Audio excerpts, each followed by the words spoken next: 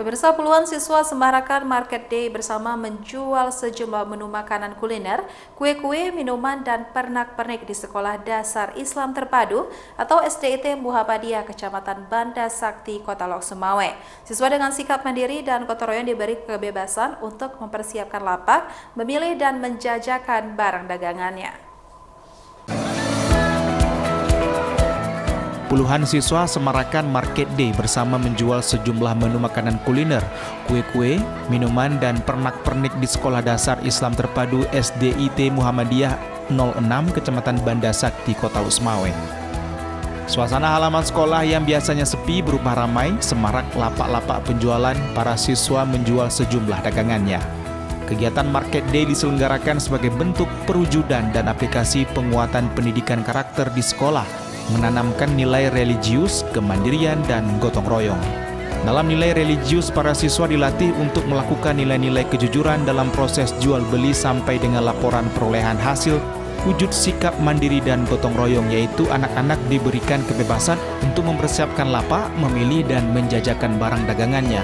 Pihak sekolah hanya memberi rambu-rambu bahwa yang dijual dalam bentuk jajanan, makanan, dan minuman tradisional yang sehat dan tidak mengandung bahan pengawet.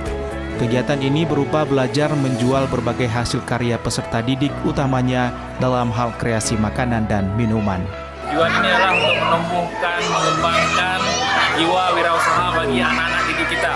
Mereka menemukan ide-ide kreatif, bagaimana mereka berinteraksi dengan pengunjung atau pembeli. Mereka itu mendapatkan ilmu akan hal berinteraksi.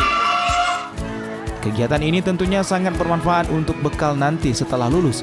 Pengalaman yang diperoleh dalam hal kewirausahaan dapat dikembangkan lagi saat nanti.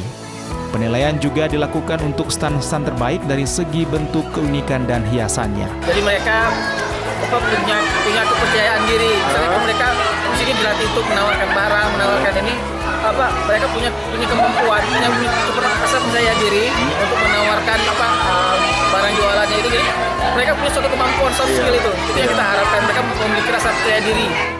Dengan rasa percaya diri, para siswa melayani pembeli yang juga para wali siswa dan masyarakat umum tanpa rasa takut dan malu. Dibimbing Dewan Guru tetap mengarahkan tata cara bersikap melayani pembeli dengan nilai-nilai etika. Dari Lok Sumawe, Muhammad Jafar Yusuf, iNews melaporkan.